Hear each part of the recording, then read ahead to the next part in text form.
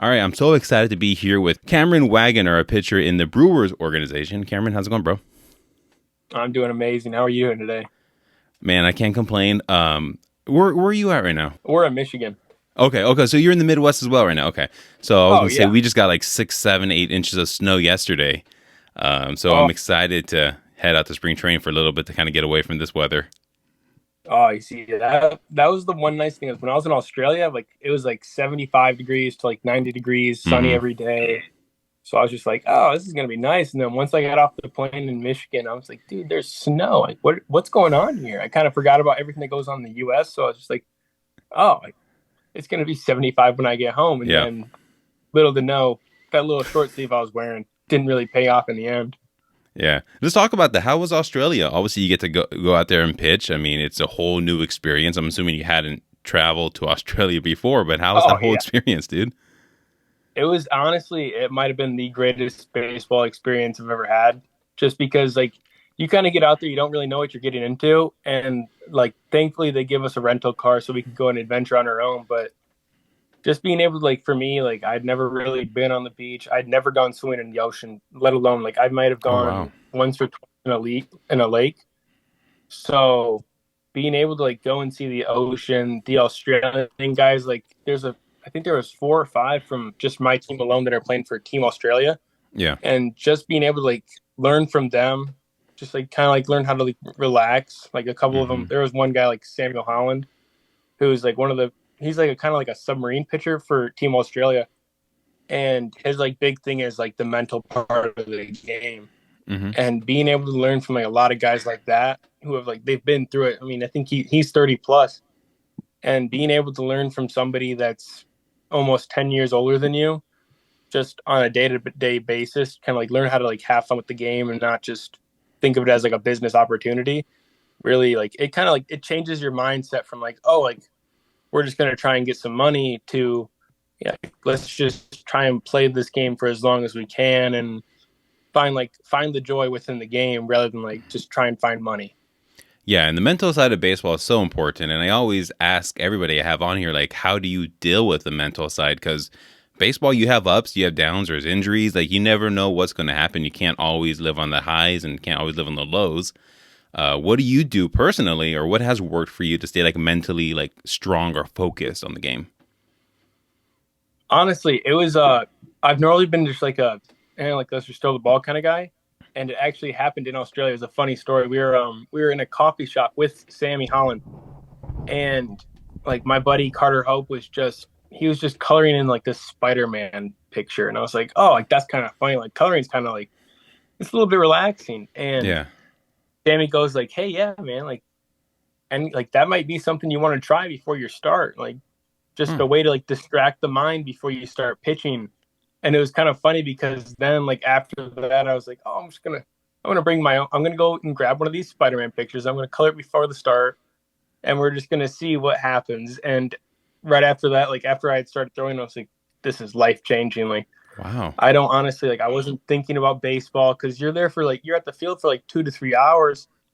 And when I have like this straight music block where like it'll be like an hour 24, I think it's hour 24 exactly, where like I don't talk to people, but I was like I don't know what to do during that block. And for an hour of it I was just like, okay, we're just gonna go buy a coloring book and we're just gonna color. Like Wow. literally you'll see me like I'll be sitting there hunched over on a table and I'll just be coloring in like random pictures. And for me that was like more of like before like a start I'll get like really bad anxiety because I'll just start like thinking about it and that's the only thing that I think about, to now where like I'll just distract myself. Like I'll be like, oh, like let's read a book, let's color in something like childish where you're just relaxing, like you lose track of time during it.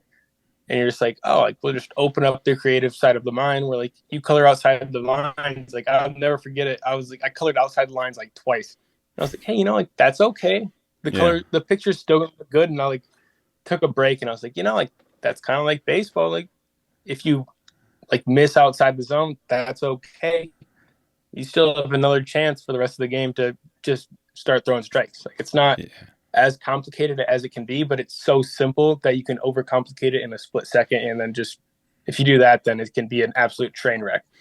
Yeah. Do you think that's something you're going to keep doing moving forward? Because I've never heard of that. And that's actually a really interesting concept, just kind of relaxing coloring. Because they do make adult coloring books. It's not like a Oh yeah. childish thing anymore. It's actually a thing that people do to kind of de stress. Is that something you're going to keep doing kind of moving forward until it doesn't work anymore? Oh yeah. That's one of the biggest things. Like I was like, uh, Jeremy Atkinson, one of my buddies, I don't know, out in Australia actually. Like I was talking about like, oh, like like I'll have to buy some coloring books when I'm back at home, and he was like, oh, don't worry. And he came back the next day and had like brought me 4 coloring books, just all different sorts of Wow. things. I went to the bookstore and I was like, like I need to find something that's really fun. And I like found this what if book where it's there. Oh, sorry for the dog. Oh, I can't But even hear it. It's all good. oh, but yeah, it's like I found like this book. It's like a what if book where there's this scientist who has his own website where he'll have like his like people that like his viewers just like enter in random questions, and one of them Hmm. I'll never forget. It was like what would happen if you threw a ball at the speed of light, Oh, and he'll like scientifically break every single thing down, and it was like in the end it was pretty much like it would level like a city block. It's just kind of like, oh, okay, like I've yeah. never thought about that, but like just finding like Interesting. things where you just like it distracts yourself, but at the same time you're like, oh well, I never would have thought about that. Just to me, at least, it opens up my brain a little bit from like being like so like shortcut, just like you need to Hmm. do this, and this. Like like let's have a little bit of fun, but at the same time, like, let's at least make it beneficial. Let's learn something. Let's make it fun. Like it's kind of like what like my mom's a second grade teacher. Like you just got to make it fun, but at the same time resourceful, where you're not just going to be doing the same thing every single day. Yeah. That's awesome, and that's cool that you can have that experience even from like a teacher's point of view. Because I actually taught second grade for 2 years. Really?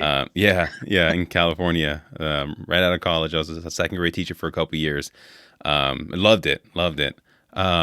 Australia, you go there, you're 3-1, 3.26 ERA. Brewer fans are looking at that; they're just drooling over you now.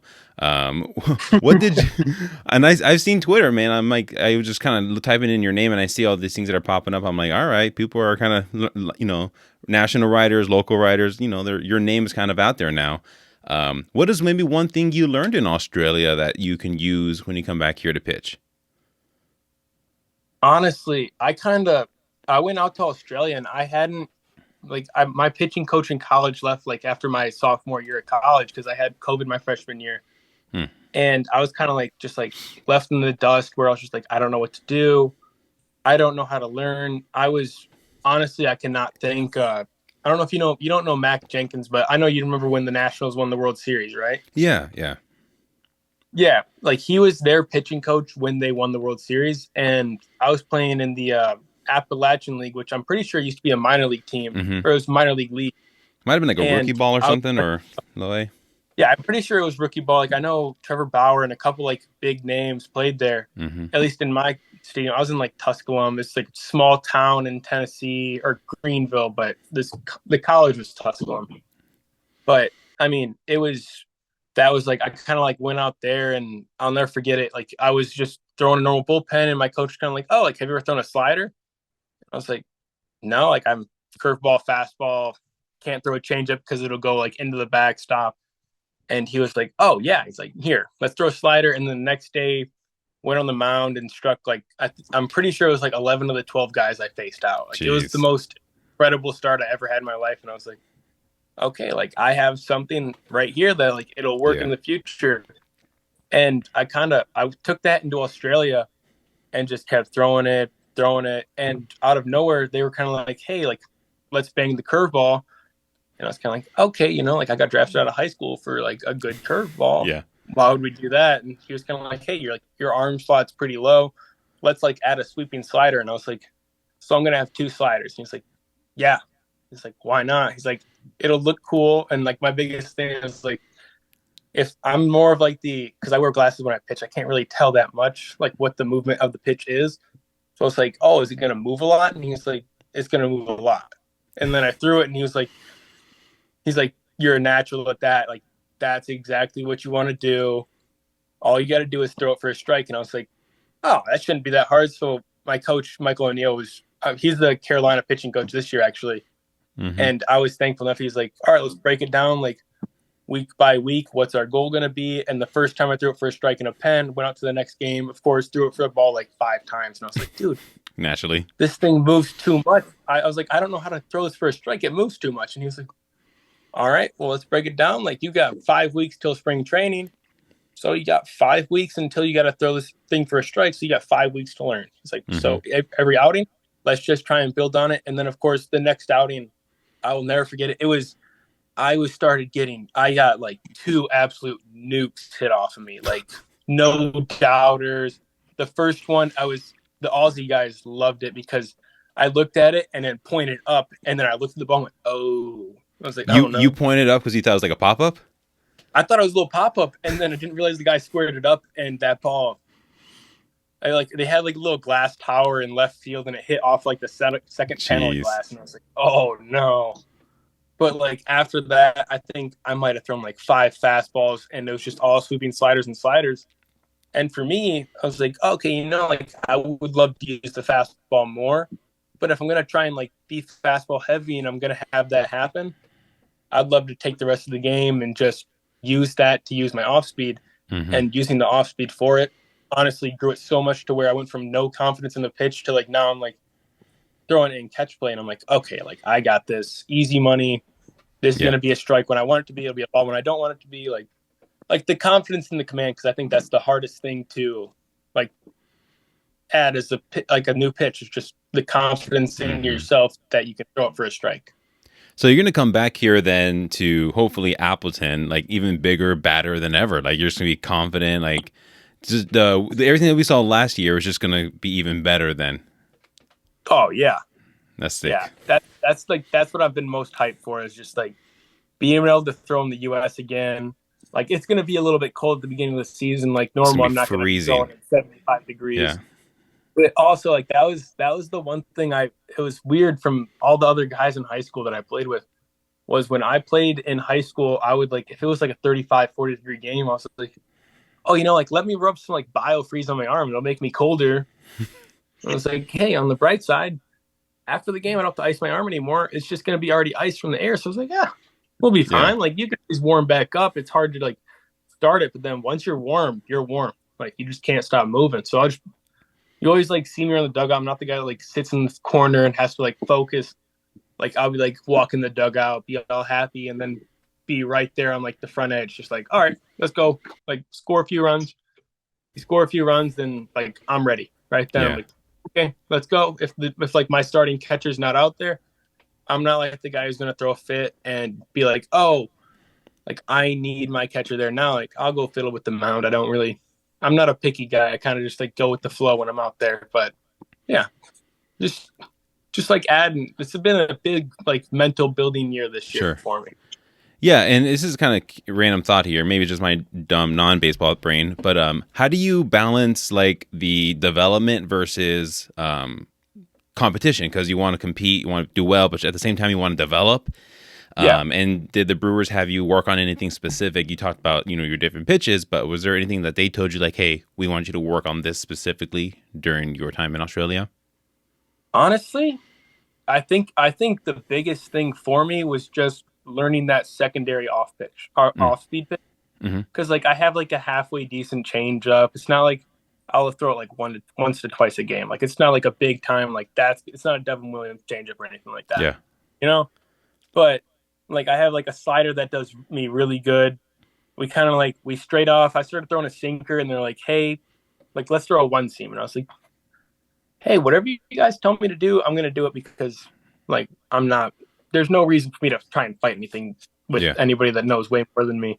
yeah. But it was kind of like let's learn like 2 more pitches out there. Like let's give you a real curveball, and then we kind of like we try like the knuckle curve and Oh, like the Max Lazar knuckle curve where he was one of them that was with me in Australia, and I was just like, dude, I wish I could throw that. Like I was just like that thing's sweet, and you can throw it for a strike so many times. And I kind of like looked at my arm angle, and I was like, oh, like I'm almost sidearm now. Like I can't do that anymore.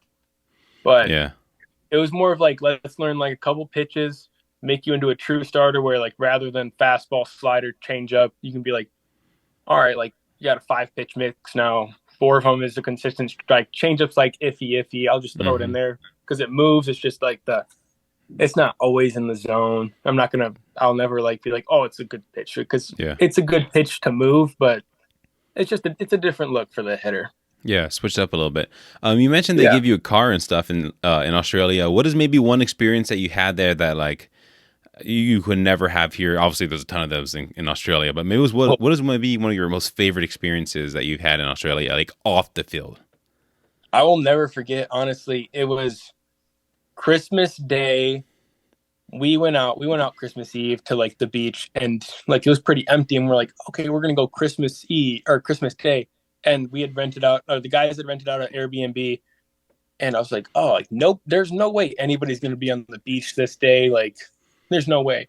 And we walk out on the beach, it's completely packed, and we're bringing like this little soccer ball with us because we've been playing like hacky sack, right? Yeah, yeah, oh yeah, Yeah, we've been playing like hacky sack. We've been using a real soccer ball. And I honestly, I hadn't realized that on Christmas Eve, I had gotten sunburnt because I'd never been in Michigan. I never knew that you had to reapply sunscreen. So you had me out there. I was burnt to a crisp. My foot was burnt.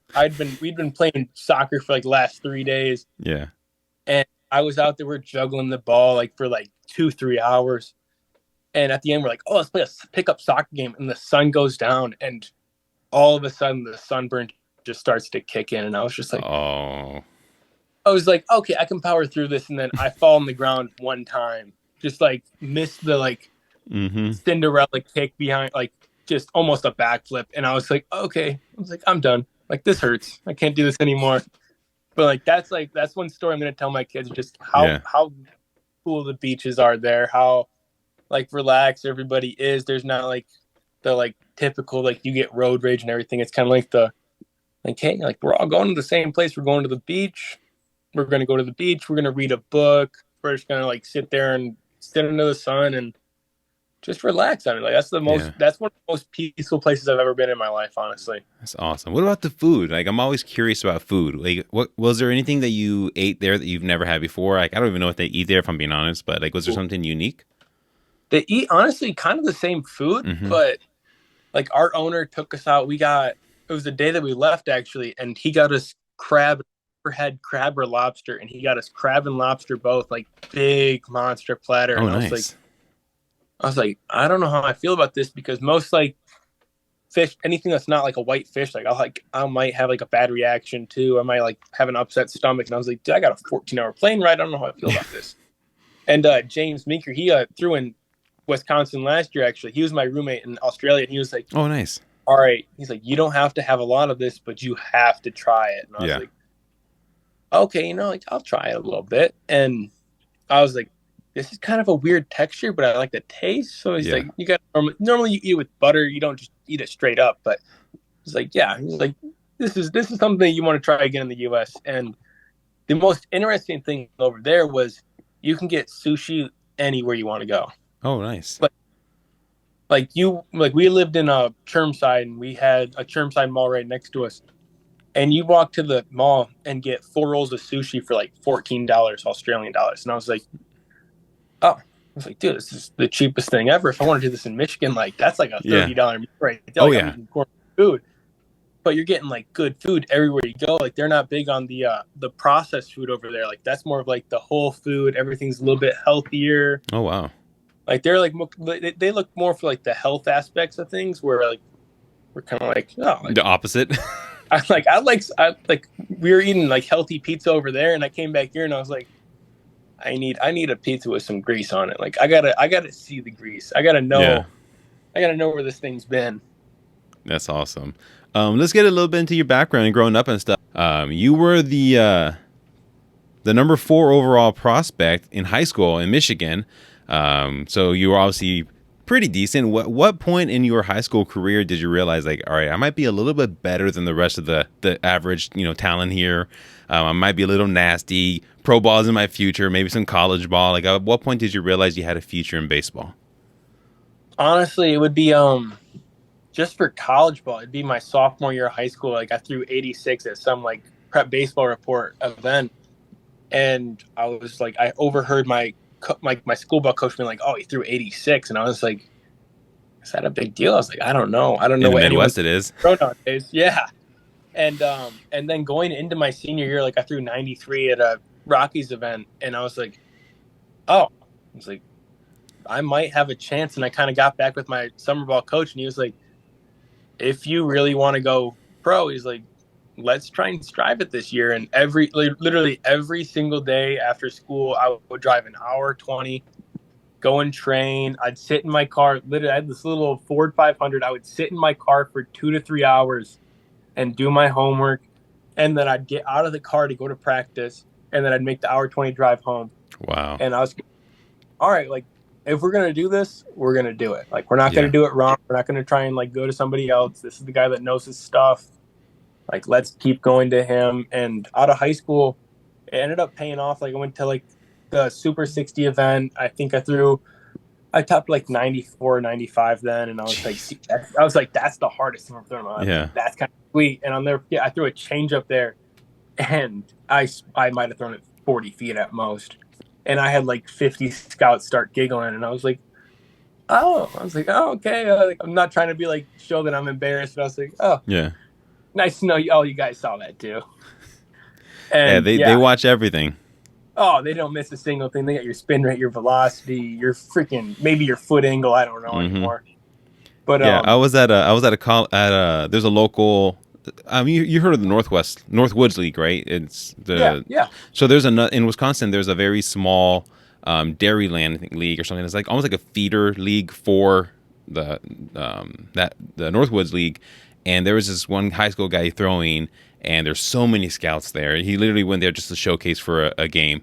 And like I heard, it's funny hearing like all the scouts talking, like, "Oh yeah, well his dad's this and his mom is that." Oh, I talked to his dad. Dad's a big guy, and they're just characterizing the dad, and then basing like the future projections of the kid based Oh on yeah. like conversations with the parents. And I'm like, this is insane. Like all that the scouts think about when they're like evaluating these different kids and stuff.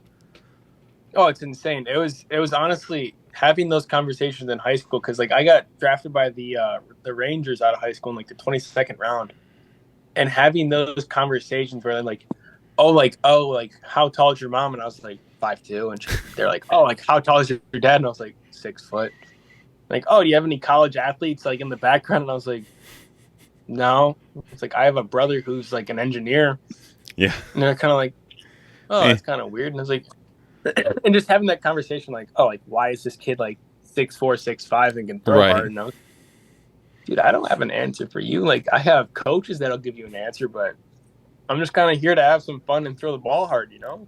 Yeah, no, absolutely. And like I said, and also you get drafted again, and by the Brewers this time, better team, in my opinion, no big deal, Oh, um, you're and a higher draft pick too, I believe.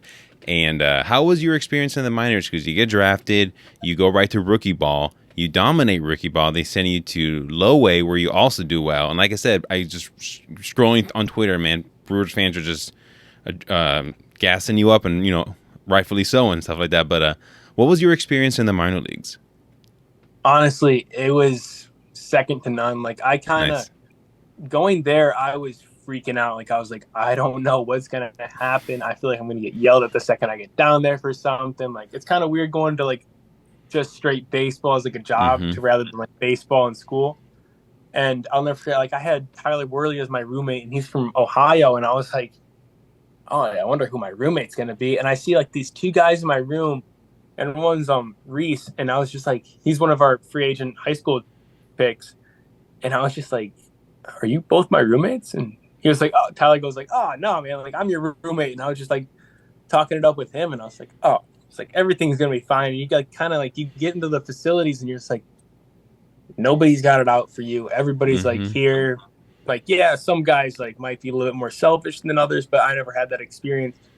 And it was kind of like just every guy's kind of like, hey, you do good. Like, keep it up. Tell me what you did to like throw well that outing. Like, Yeah. positive reinforcement. I had Josh Spence as my bullpen coach, which I was very thankful for because him being from Australia also helped me a lot for Australia.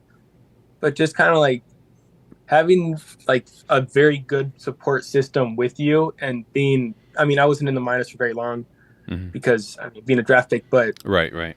from all the coaches that I've met with Michael O'Neill, and I had Drew in Carolina as well. Like it was very, very like, hey, let's figure out how to make you the best player that we possibly that you can be. Like Hmm. we're not gonna fret around it if you're not gonna be good enough for us. Like if you're not gonna be our guy, then why wouldn't we try and like trade you and get another person? Yeah. Like let's make you let's like it's kind of like let's get you the highest you can be fast as Hmm. possible. For sure. Did you play with Nate? I'm assuming you did. Nate Peterson. Yeah, He yeah. drafted, I think, eighth round. He was on. I had him on the podcast a couple weeks ago. Super cool guy. Oh yeah, he's an amazing guy. I didn't get to tap with him a lot because I was kind of like due to me not throwing a lot of innings in college this year with me not Sure. playing. Like I got kind of like it was like a okay if you're gonna throw like you're gonna throw like there's no gonna be shortcutting it with a lot of the guys like in my class Hmm. they're kind of like oh like let's lay you back a little bit. With me it was more of like all right you're at the 4 inning mark you're gonna go to Carolina you're gonna keep throwing like we're not gonna like little foot around it. Like it's just Hmm. let's go right now. We'll make you now. Like just Yeah. keep going. We'll see everything that you got. Just keep showing it. And honestly, in my opinion, I was like, all right, like season ended, and I was like, on the bright side, like I think I put a good note up there for myself, where like I kind of Yeah. put my name on the board for at least if I get to have somebody important on my side, like that's all that matters in my opinion. Just keep trying to like make more notice of myself and all that stuff. Yeah, no, for sure. While you were in Carolina, did you go? I guess you weren't there for very many games and stuff, but like, did you travel at all and like get to experience the minor league travel, the minor league hotel and stuff like that? Oh yeah. Well, I got very lucky. Like the first one we went to Kannapolis, and I had I can't remember. I had Vargas with me, and I remember taking him with me from rookie ball, and he went back to Carolina, and he was traveling with me, and we were roommates for the first time. Our first time we were there in Kannapolis, and went back home, and I was like, "This is kind of weird." Oh, sorry. And we went back to like, oh, I can't back to the Mudcat Stadium, Yeah, and like our last trip, I'll never forget it. I know you know Jacob Mizorowski, of yeah. course, because that kid's an absolute animal, and he was my roommate for our last series in Myrtle Beach, and this poor I felt terrible because I'd never seen the ocean before, Oh wow. and Okay. he would be going to bed at like 9:30, 10 o'clock, and I would probably be out there. I mean, I have to talk to the fiance, of course, because that's a necessity. Like you Yeah. can't step away from the lady. And I was just I'd be talking to her, and it might be like 11 to 12 at night. And the first day I saw it, like I was just looking across the ocean, and all of a sudden you just see this like big John Deere tractor go around like scraping the beach, and I was like, this might be the most relaxing place ever. Like it's a little bit like a little bit rainy out there, and I was kind of like, this is cool. I was like, I kind of like told her I was like, hang on, I'll call you back in a few minutes, and just kind of like took it all in for a second. I Yeah. was like, this is very. I was like, I can't tell anybody how lucky enough that I am to be able to now travel the world, but just be able to travel the country from when I wasn't able to do that to now. I kind of like a lot of people take it for granted where you like you're traveling, Yeah. like oh I got to travel, and now I'm kind of like oh like like I'm traveling, but it's not a bad thing. Like it's a very Yeah. good thing. There are stories I'm going to be able to tell for like the rest of my life. Where like, oh, like I can tell you how Myrtle Beach was if you want to go there. I can Hmm. tell you all these other places. And yeah, like Who was one guy on the Brewers in Low A or yeah Low A or who was maybe just absolutely like hounded by like the autograph people? I mean, I had Eric Brown and Robert Moore with me, so That's true. like How, you do you got need your like first. security just to get out of there? With, oh yeah, like I would be sitting there and like I'd have one person ask me for my autograph, and I was like, oh, I was like, I feel honored, honestly. And Yeah. then you have them just like do right by you, and you got like 30, 40 people, and they're like, oh, like, hey, can I get your autograph? Can I get your autograph?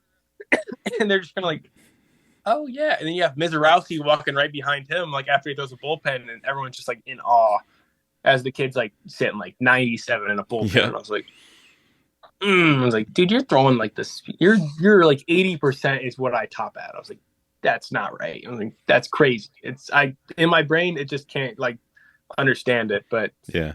those were easily like the three guys that were just kind of like hounded. Like everybody knew them.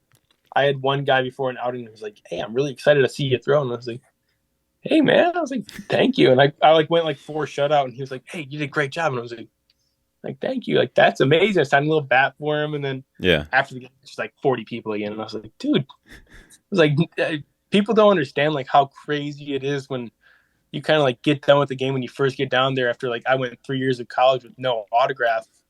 And then out of nowhere, just people are just like, hey, like, can you sign this for me? Can you sign this? And I was like, you don't know what to say. I was like, Yeah. it's an honor, honestly. Yeah. And it's just beginning. Like you said, you were in low A for a couple of weeks, if that. And so once you kind of start your full season of minor league ball, you're going to experience the travel, the food, the hotels that are not the nicest. And we'll have to get you back on. Like I said, we're doing this in person as soon as you're here in Milwaukee or Appleton, and talk about all your experiences that you're going to go through. But when you're not pitching and you're not working out, what do you do for fun? Are you a golf guy? Because there's a lot of golfers in baseball. You're a Oh, COD guy, Fortnite. Like, what do you do for fun? honestly, I'm a really big golf guy, but I never want to pay sorry, the shipping for my golf clubs. So I'm just kind of like, eh, I'll just I have a little Nintendo Switch with me, Oh, nice. and we bring it with us everywhere, and we play. We're big. Like you get a bunch of like ultra competitive guys, like Logan Henderson. Mm-hmm. Like I'll have him, and we'll have 2 to 3 other guys with us, and we'll play either Switch Sports or we'll play like the most competitive Mario Kart you'll ever seen in your life. Yeah. Like I was there for Instructs this year. We would play that for 2 to 3 hours every single night, or we'd go downstairs and play pool. And Yeah. if you get like a bunch of like ultra competitive guys, like of course we have to be. Mm-hmm. It's kind of like we don't accept the losing part, so it's kind of like okay, if I lost, like we got to play again. Like we're playing like 30 races, and we're just like you get to like midnight, like all right, like, we got to tone it down. We got to get up like at 6 or 7 in the morning tomorrow. Like let's go to bed, guys. And everyone's like, oh, fine. You got like a tally going. You have like the winners and the losers, and yeah, like that's like our big thing. And then I get a little bit into like Pokemon and everything. Yeah. Like I'll play a little bit, but I kind of like straight off it when I was in Australia because I just didn't have enough time for it. But Mm-hmm. main games is like Switch Sports, Mario Kart, and then Mario Golf as well because you get the little golf swing in there for Mm-hmm. simulated golf and makes it a little bit fun. Yeah, no, for sure. We'll have to golf sometime. I don't golf. Like I'm more like the locker room guy when it comes to golf. Like I'll hype up the Oh yeah. boys, but like I'm not gonna I'm not gonna even pretend that I'm good at it. So if you're here in Wisconsin, man, we'll have to go sometime. Oh yeah, that'd be amazing. Yeah, no doubt, no doubt. Well, hey, I want to thank you for coming on the podcast, man. I do appreciate you taking your time. And like I said, we'll do this again in person. Hopefully, you have an awesome spring training. When do you head out to Arizona? I head out next Wednesday now. Okay, that's crazy. It's coming up. This whole thing was so fast. Like I just feel like the World Series ended like a week ago, and now we're already spring training. I'm going to Florida in 2 weeks. I mean, I wish it was Arizona, but the way everything kind of going now, I'm going to Arizona or I'm going to Florida for a couple of days for spring training there, catch some of the guys I know out there. But yeah, man, I'm excited to see what happens, man. I'm buying early on your stock, right?